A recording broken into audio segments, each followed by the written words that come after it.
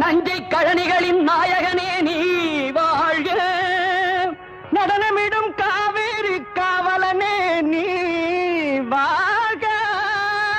தஞ்சமென வருவோர்க்கு தஞ்சம் வழங்குகின்ற தஞ்சை பெருவுடைய தலைவனே நீ வாழ்க.